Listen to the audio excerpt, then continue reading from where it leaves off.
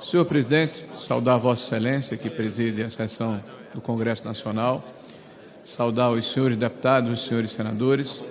Estamos concluindo o ano de 2024, um ano extremamente desafiador, um ano que nos testa todos os dias em função das formas reiteradas e inopinadas com que este governo vem de maneira atabalhoada gerindo a economia do país.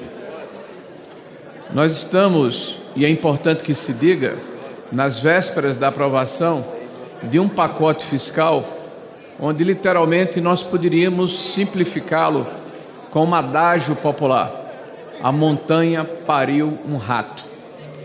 Enquanto todos aqueles que têm interesse na economia real e sabem que há um desacerto, que há um desencontro, que há um desequilíbrio nas contas públicas, esperávamos que este governo tomasse tento, acordasse, emergisse dessa farra fiscal e populista que está levando o nosso país para uma trilha tão conhecida, que ocorreu há pouco tempo atrás, em 2014, 2015, 2016, quando tivemos a maior catástrofe econômica que se tem notícia na história brasileira desde 1948.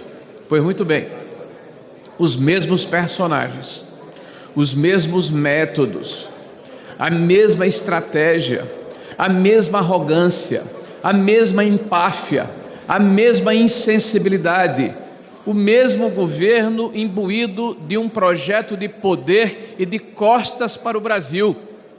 Este governo populista, irresponsável, nos oferece uma espécie de cala-boca que, na verdade, não tem nenhuma consistência do ponto de vista de realmente levar a alguma consistência às contas públicas brasileiras.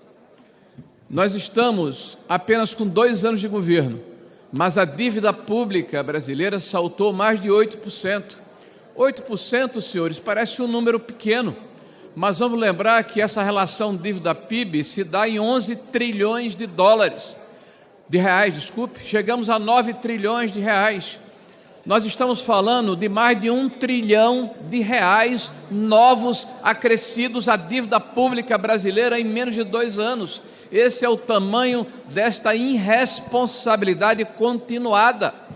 Não é por acaso que o dólar, que era 4,80, chegou a mais de 6 reais.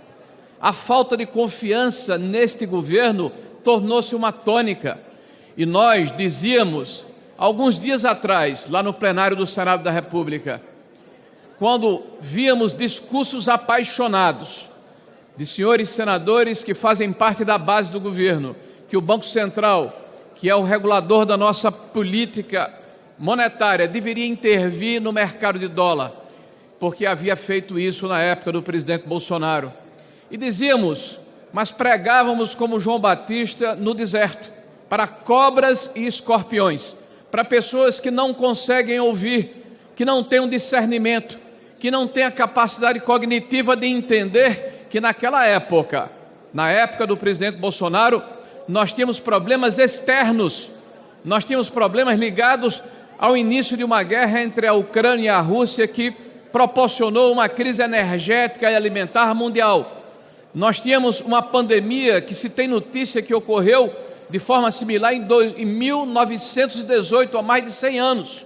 E essa pandemia desarrumou a economia mundial, permitiu que houvesse uma série de dificuldades no tracionamento da economia e o crescimento desmensurado da relação do dólar com o real. Aí sim havia a necessidade da intervenção, e não agora, senhor presidente. Agora nós estamos enxugando gelo. Mais de 12 bilhões de dólares foram queimados das nossas reservas debalde, de forma inútil.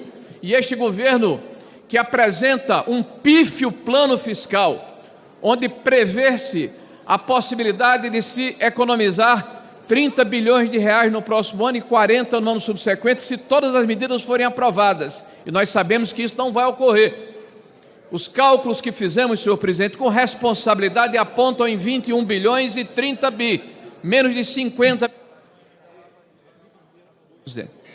Este mesmo governo já anuncia 20 bilhões de reais no próximo ano de aumento para funcionários e cargos comissionados. Não colocou na lei de orçamento os 8 bilhões dos fundos compensatórios. Este governo, com o aumento da Selic, que é feita em função da sua irresponsabilidade, cada ponto percentual são 50 bilhões de reais. Façam a conta, senhores. Nós estamos enganando a população brasileira. O precipício...